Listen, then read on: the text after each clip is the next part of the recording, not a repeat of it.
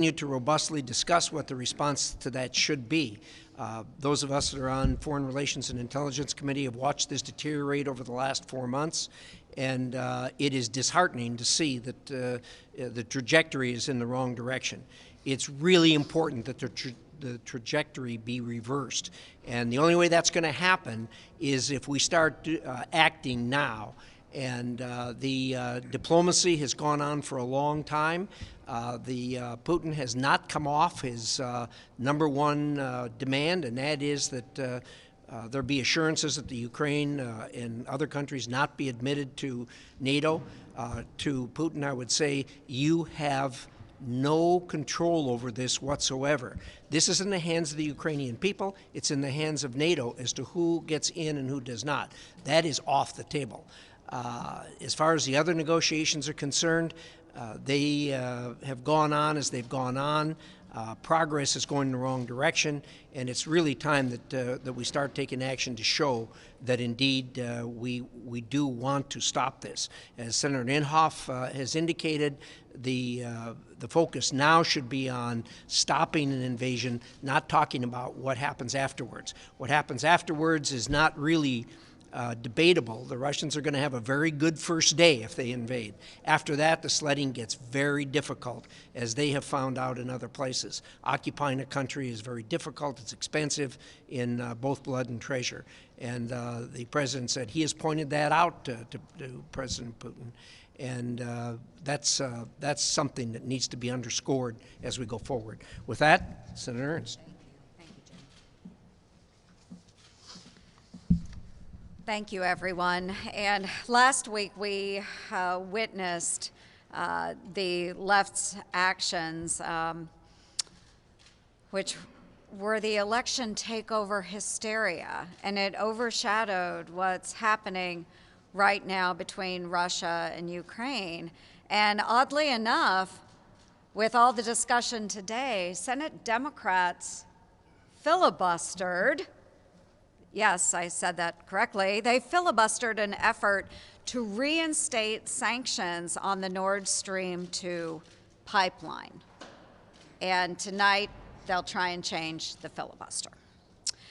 This was actually a gift to Putin, their actions. It allowed allowing the completion of the Nord Stream 2 pipeline gives Russia a very powerful means to isolate our democratic partner, Ukraine. And it's more of the Biden foreign policy doctrine, which is appeasement of our adversaries. And I've consistently urged the Biden administration to prevent completion of Nord Stream 2 and actively support and bolster Ukraine's military. The Secretary of State's negotiations over the last several weeks, and it's been pretty clear, they are designed to de-escalate, but they've failed. Because Putin doesn't take this president, they don't take his threats, and they certainly don't take his leadership seriously. They are looking at Afghanistan, and did we not learn our lesson with Afghanistan? We have 10 to 15,000 Americans in Ukraine. 10 to 15,000, and what I haven't heard from this administration is what are we doing for Americans that live in Ukraine? Again, have we not learned our lessons from Afghanistan? President Biden needs to stop appeasing Putin. He needs to stop it right now. And as my colleagues have stated, once they have pushed on an invasion into Ukraine, it's over. Lives have already been lost. Sanctions and actions need to happen now. Yep, Rob Portman from Ohio. We just got back last night from a congressional delegation trip to Ukraine. It was bipartisan, led by Senator Jeanne Shaheen and myself. Senator Wicker, Senator Kramer were part of that congressional delegation. And this morning we were able to attend a secure briefing by the President and his team. Let me echo some of the concerns that have been raised by my colleagues. We need to stand strong and unified in letting Vladimir Putin and Russia know that should there be another physical invasion of Ukraine, that the consequences will be devastating for Russia, both in terms of sanctions. We talked about Nord Stream 2 earlier. Nord Stream 2 was a bad idea. It's an even worse idea now that Russia has mobilized this massive, unwarranted force along the border of Ukraine. But the other sanctions that must be discussed publicly and made clear would go much further than just sanctioning Nord Stream 2, which of course has to happen. We also need to let Russia know that we are going to provide additional military, defensive, lethal weapons to Ukraine. Already we are doing that, and I was pleased to see as we left Ukraine yesterday that the C-17 landed. It was from the UK, one of our strong allies, and it had within it anti-tank weapons that Ukraine badly needs to be able to respond should Russia and Vladimir Putin make a terrible mistake.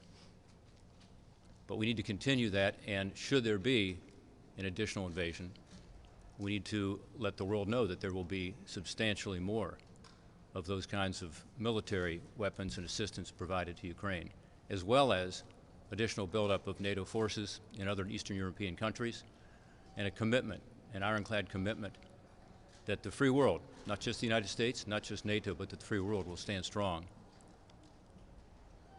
That is the kind of deterrence that's needed right now to avoid what would be a terrible consequence for Ukraine, but also destabilizing Europe and sending a signal that somehow, after the first territorial incursions since World War II, that the countries of the free world are not going to stand together strongly against what Russia is doing. I believe what we saw in our Codel, what we heard this morning, was a very strong message, a message of unity. We need to be sure that our actions back up our words. Senator Wicker. Thank you, Senator Portman. And I think if we all try to limit our remarks, it'll give us a chance to be heard. I want to echo what Senator Portman said and what Senator Risch said. This group is, we're partisan Republicans, but the delegation that we sent on the 48-hour trip to Kiev this weekend was bipartisan.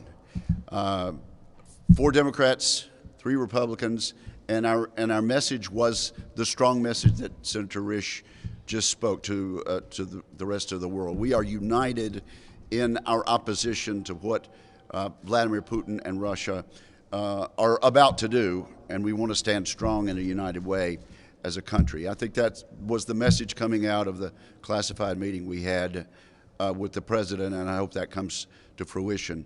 Let me say this about Vladimir Putin. The Russian people are led by someone who is nostalgic about the czarist period of Russia. President Reagan correctly called the USSR an evil empire. Vladimir Putin is nostalgic for a return to the evil empire, and that is why he's done what he's done. And yes, he poisons political opponents. He assassinates former members of the administration who oppose him publicly. He has invaded Georgia. He has invaded Ukraine. And as of yet, no one has given Vladimir Putin a bloody nose for any of this. I think the alliance, our friends in NATO, and a bipartisan majority are prepared to assist Ukraine in making sure that if it happens this time, Vladimir Putin will get a bloody nose. This is 40 million people who remember how it used to be not to be free and to be under the thumb of Soviet Russia. They will fight. And it gladdened my heart, as Senator Portman said, to see that cargo plane from the United Kingdom offloading anti-tank weapons. We need to be an integral part of doing more than has already been announced. And we need to make sure that if Vladimir Putin takes this step and makes this mistake for his countrymen and this mistake against his neighbors, that it will be a mistake that he will long regret and long remember. Senator Kramer. Well, thank you. And in the spirit of unity, let me agree with all of my colleagues to this point and just reiterate how strong the commitment is. And while we certainly have some honest policy disagreements, particularly with regard to the sanctions, the Nord Stream 2 sanctions and the sequence, that should not be mistaken by Vladimir Putin or Russia as disunity in our resolve to stand with the people of Ukraine and to stand with freedom.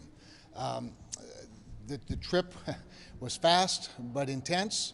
This morning's briefing with the President was informative and I think constructive. And I think at this point, the message is loud and clear. The United States stands as one in unity with the freedom-loving people of Ukraine and never wants a return to what is, of course, Vladimir Putin's dream of reuniting Ukraine as part of the Russian Empire. I think with that, that said, it's best if we move on, and I think Senator Fisher's next. Thank you. I agree with my colleagues. I think Senator Kramer did an excellent job of laying this out, that even though you only see Republicans up here, there is bipartisan support in having President Putin understand that we are firm in our resolve. I thank my colleagues for meeting with the administration as well. Obviously, we all know that President Putin is putting up false flags. He has 100,000 or more people at the border, troops at the border. He has been saying that NATO is there to envelop Ukraine. It is seen by him as a threat to his country. Recently, we had one of our strongest allies step forward and on the floor of his parliament and in an op-ed, the Defense Secretary, Ben Wallace, made excellent points to combat that misinformation that President Putin is trying to get out there and get in the press to justify some future action that he may take. First of all, as Secretary Wallace has said, NATO is, to its core, defensive in nature. At the heart of the organization is Article 5, which obliges all members to come to the aid of fellow member if they're under attack. Mutual self-defense is NATO's cornerstone. Now, Ukraine is not a member of NATO, and NATO is not out there trying to recruit Ukraine. And there is absolutely no proof out there that the objective is for NATO to encircle the Russian Federation. Only 5 of the 30 allies that neighbor Russia, with just 1/16 of its borders, are abutted by NATO. If the definition of being surrounded is 6% of your perimeter being blocked, that's pretty amazing. So that knocks down another of President Putin's points. Last, as the Secretary says, the Kremlin attempts to present NATO as a Western plot to encroach upon its territory. But in reality, the growth in alliance membership is the natural response of those states to its own malign activities and threats. This would be a decision, as it should be, by the people of Ukraine. Our mission here is to be able to make the point to President Putin that the road he seems to be on infringes upon that sovereignty of that country and upon the Ukrainian people.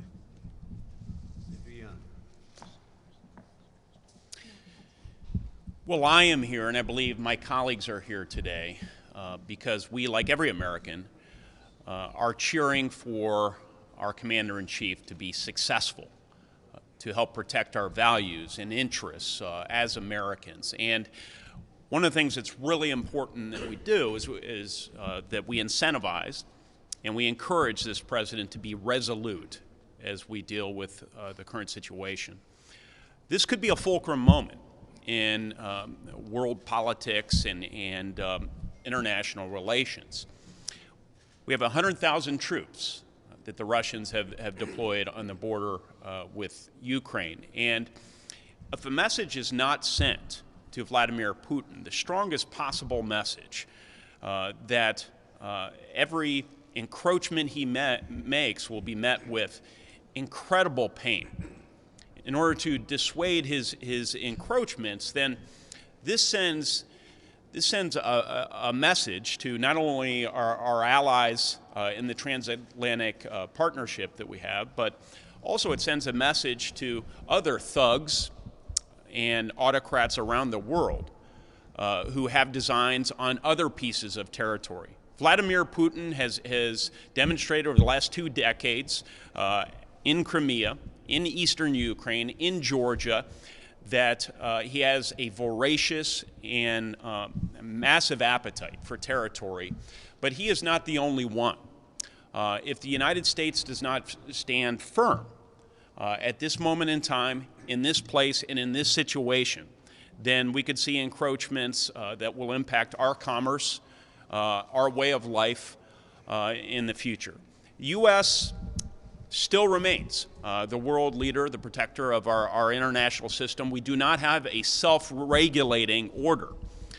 We must make order. This administration must understand that we continue to carry that burden of leadership. I encourage them to do so. That has been undermined in recent days in our failure as a country to reimpose economic sanctions on Putin's Nord Stream 2 pipeline. But we have an opportunity here to restore our credibility, to restore deterrence, not just in Ukraine, but also in so many other areas of the world. And I encourage this president and this administration to stand firm. Senator Cott.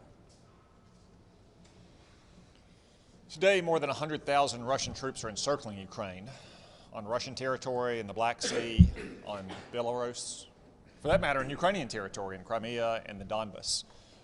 They could invade Ukraine at a moment's notice, not weeks, not days, but a moment's notice, waiting perhaps for nothing more than favorable weather conditions. That didn't just happen. It is the result of a year of Joe Biden's impotence and incompetence towards Russia in particular and in foreign policy more generally. One of President Biden's first actions in public office last January was to grant Vladimir Putin his #1 priority, which is a no-strings-attached extension of a one-sided nuclear arms treaty. Then granting him his second priority, letting him complete the Nord Stream 2 pipeline. Then looking the other way at the Colonial Pipeline hack. And then, of course, Vladimir Putin saw Joe Biden's incompetence in Afghanistan last August, and he's concluded that the time is ripe to achieve this long-held goal. Now, it has to be said that many of our allies have been standing with Ukraine, but one ally in particular has not, and that's the nation of Germany. Germany continues to insist that Nord Stream should go forward. They refuse to be specific about the kinds of sanctions and penalties Vladimir Putin should face if he invades Russia. There were even reports this weekend that Germany did not allow that British aircraft transporting defensive missiles to Ukraine to cross German airspace. The time is late, but the only way we could possibly deter Vladimir Putin from invading Ukraine is to take action now, like providing Ukraine with more anti-tank missiles and with anti-aircraft weapons, defensive weapons that would not be used offensively, would only be used against Russia if Russia chooses to invade. By reimposing sanctions now on Nord Stream 2 and being very specific about the kinds of consequences Russia will face should it invade. Sanctions on its entire energy sector, being cut off from the international banking system, and the oligarchs who both benefit from and prop up Putin's rule facing sanctions themselves and visa bans in Western Europe. Those may not be enough, but that is the only thing at this moment that could perhaps change Vladimir Putin's cost-benefit analysis. Because right now, he believes the benefits of invading Ukraine will far outweigh the costs. We have to change that. Senator Scott. Joe Biden's act of being Mr. Nice Guy and appeasing everybody, appeasing these dictators, has got to end. He's got to start acting in the best interest of American citizens and our allies. He's got to get a backbone. He's got to quit appeasing Putin. It hasn't worked. So step one, he's got to right now implement sanctions to stop Nord Stream 2. And number two, he's got to do everything he can with U.S. assets, with assets of our allies, to make sure the Ukrainians can defend themselves. If he doesn't, we're going to watch Putin do the wrong thing, and we're going to watch other dictators and thugs around the world do the wrong thing. So hopefully this president will finally step up and say his act of being Mr. Nice Guy and appeasement doesn't work, and he'll change. Thank you. Senator Cornyn. Historically, wars are easy to start and they're hard to finish. That's why this threat of sanctions after the fact is not alone enough to deter Vladimir Putin and to prevent him from further invading Ukraine. Neither are the promises of financial assistance to the Ukrainians at some undetermined position or time in the future sufficient to deter Putin. And make no mistake about it, our goal on a bipartisan basis should be to stop Putin and to make him think twice about invading Ukraine. One of the things that we should do is to consider whether we ought to, as we did in World War II, make the United States once again the arsenal of democracy and provide, along with our allies, lethal weapons with which to deter and to defeat Vladimir Putin's invasion. There's no question that weakness or a perception of weakness is a provocation to authoritarian figures like Vladimir Putin or President Xi. And you can bet your bottom dollar that President Xi is watching what's happening in Ukraine and calculating what the United States response might be if they were to invade Taiwan.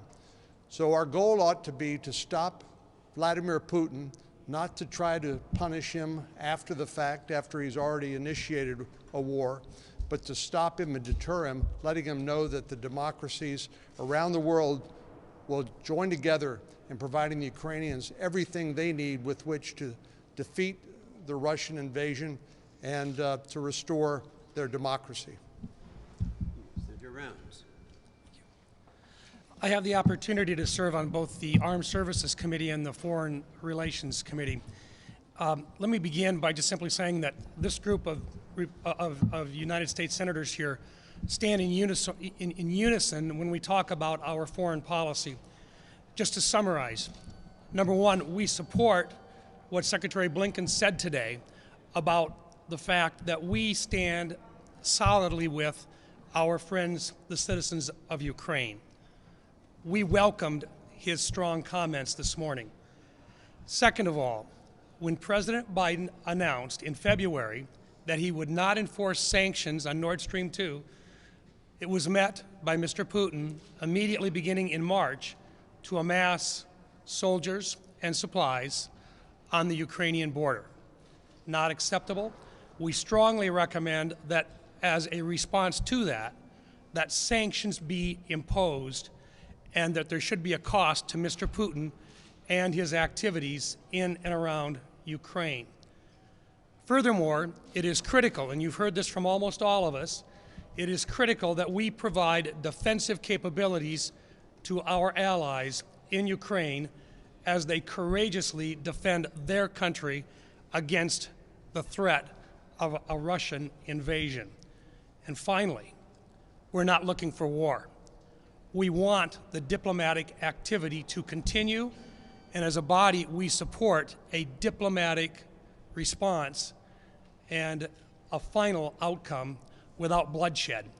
Diplomacy is critical, but Mr. Putin has to understand that he simply cannot use aggression to reshape Europe. Thank you. Thank you, Senator Rounds. I think that covers most of us here. Questions? And I'd invite our members to get up a little closer here. Yes. Thanks. So what is it that your caucus is proposing? I've heard talk about Nord Stream 2 sanctions, but even if the president did go along and sanction those small number of Swiss and German business people, what would stop Moscow from re-engineering it and putting it into the business people who would be affected by acid freezes? Senator Mendez has a sanctions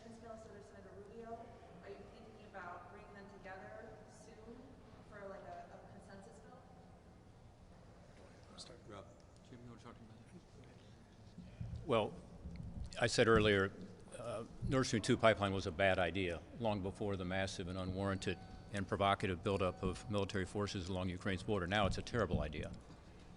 It was a bad idea initially because it gives Russians a tremendous weapon. It's an energy weapon and makes Europe dependent on Russia. We've seen what happens to Ukraine, to Moldova more recently. Russia uses it as a political weapon. I disagree with you that imposing the right kind of sanctions could be circumvented. I also believe that the new German government is re-looking at this, particularly the Green Party as part of their coalition, but also the Social Democrats. And what I hope all of us agree with, I think we do, Senator Cotton spoke to this, is that we want Germany to step up and to ensure that we do not see this pipeline be completed. It not only creates this dependency by Europe on Russia, it also hurts Ukraine in a very fundamental way.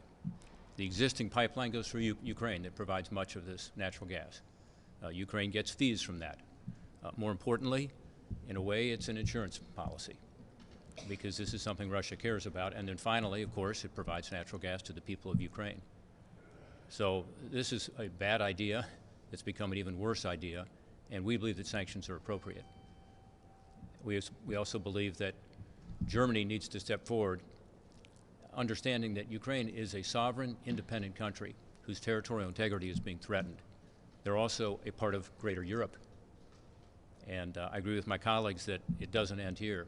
If we do not take strong action to deter Russia from making a terrible mistake.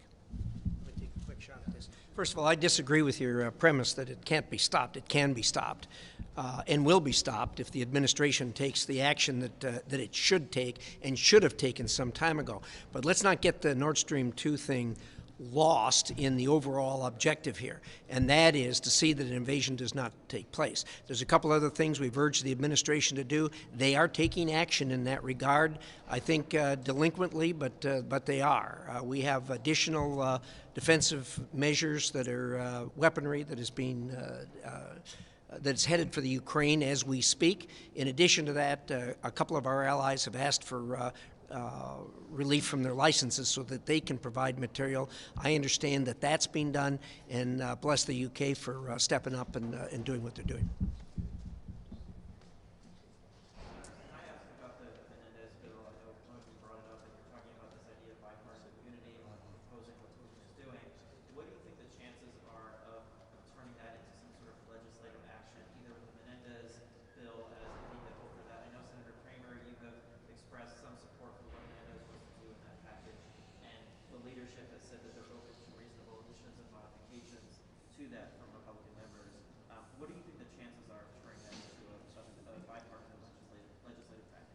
Well, there are members of both parties discussing that in the relevant committees.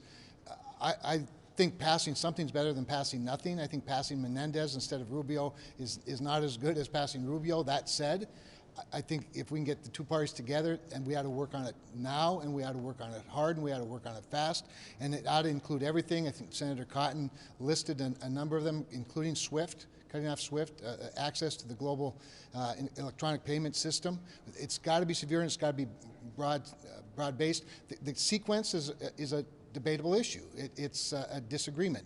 I think we can strengthen some parts of it more like we'd like it, agree to some of the things that Democrats want, but at the end of the day, I think we need to get to a package that is decisive and that is enough to be a deterrent to action. And again, getting back to Nord Stream 2, it never should have been built. It has handed Vladimir Putin leverage he should never have had. That said, it is now a source of revenue for Vladimir Putin that if it is stopped, can still hurt, and we need to be committed to that. And we need Germany to say publicly that they're committed to that. Senator Rich, may I ask about another aggression that already happened a couple of days ago, on another very important ally and partner for the U.S., the UAE. It happened from Houthi, a group supported and backed by Iran. It was very brazen and at first on civilian facilities. So what's your comment? Yeah, we're talking about Ukraine here today. We'll take that up. During your trip to Ukraine, the Ukrainians asked for any specific weaponry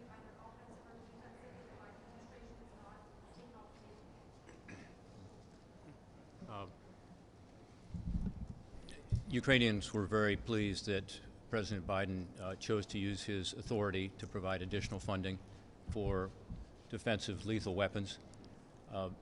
As you can imagine, they talked about anti-tank and anti-aircraft weaponry, and it should be noted that the United States Congress acted in the National Defense Authorization Bill, which all of these gentlemen supported, to increase funding for military aid as well. So you have both the President's ability to transfer funds, which he has done recently, and that's resulted in additional weaponry. But also in the National Defense Authorization Bill and in our appropriation bill, you're going to see an increase in funding for military assistance. The point being made this morning by my colleagues, which I agree with, is that we need to do even more. You know, we are in a position of being able to help Ukraine defend itself. I will say, too, that whether it's Denmark, whether it's the UK, whether it is other countries in Eastern Europe, including Bulgaria, the Baltics, and so on, a number of countries are stepping up and providing ammunition, providing weapons, and so on. And as I said earlier, that's encouraging. We need to be sure that we are unified as a free world. Senator, is there a specific number you're looking for then? Or is there any number that we're looking at? Would be enough, or is it just more? We had an increase in $50 million in the NDAA, and we would like to see even more. To be honest, if we had a chance to offer amendments to the NDAA, which was not possible, I think we all would have voted for and we would have had bipartisan support for even more. And so my hope is in the appropriations process we can do even more. Senator, before the weekend, Jake Sullivan said something along the lines of, it's possible that the cyber attacks may be enough justification themselves to withhold the sanctions if intelligence showed certainty that they were done on the part of Russia. Anybody has been in communication with the White House where they are going beyond that?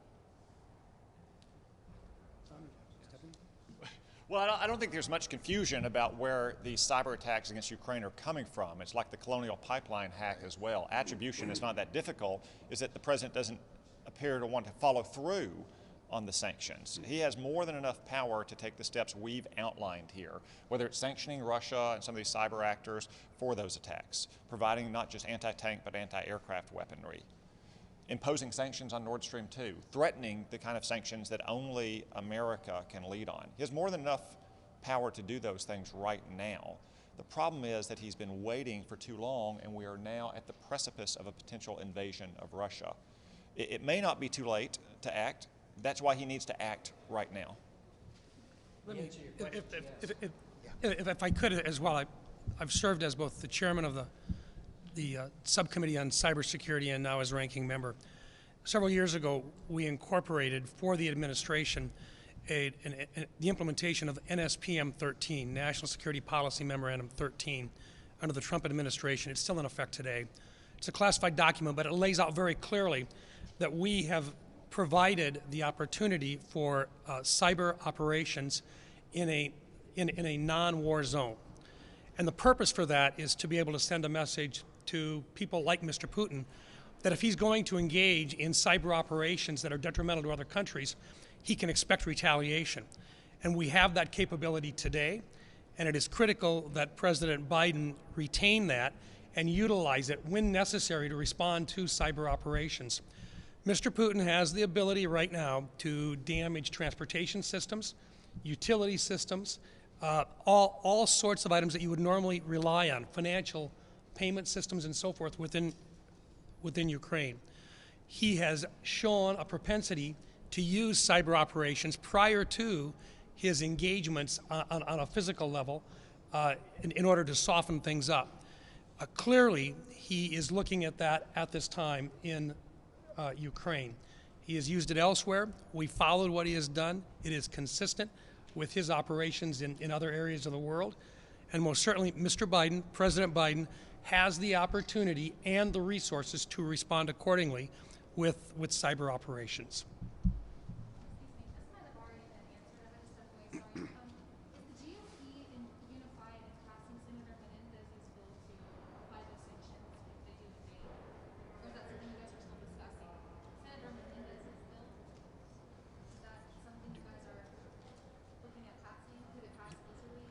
I'd like to hear from Senator Risch on this because he's got his own legislation.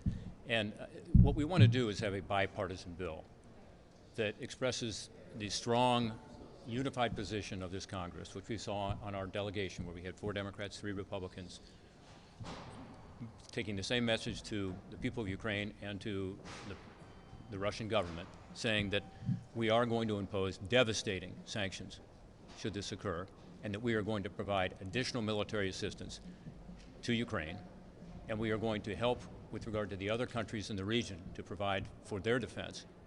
And all of this, is something that we agree with on a bipartisan basis. I think the legislation you're talking about was done in response, in effect, to the Nord Stream 2 issue. Obviously, we're going to have some differences on that, and Senator Kramer spoke about that. But that's not going to keep us from coming up with a strong bipartisan bill that makes it clear that we stand with the freedom-loving people of Ukraine. Are you guys doing that now? You're working on We're working on There's that. discussions on that going ongoing right now. Senator, what was the overall response to the information you provided to the administration this morning in the secure briefing? I thought it was a very instructive and constructive discussion.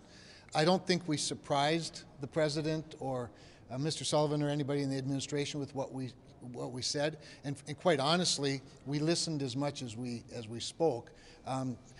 For example, in the area of sanctions, which is what we're discussing, Rob is exactly right.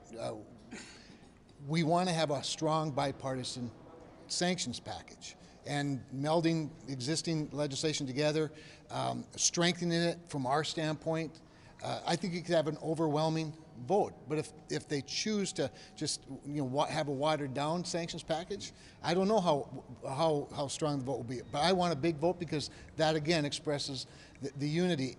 And Tom is exactly right. Enough has been done for us to punch back a little bit. And right now I think Vladimir Putin is saying, thank you, Mr. President, but words are cheap. And it's time to demonstrate some action. But yes, we're working on some things together, and the president was instructive. The president raises an important point, to be fair. Sanctions they're not a bilateral or a unilateral thing. Even if it's a unilateral sanction, it splashes over. It's got a dynamic effect with allies, with our own exporters.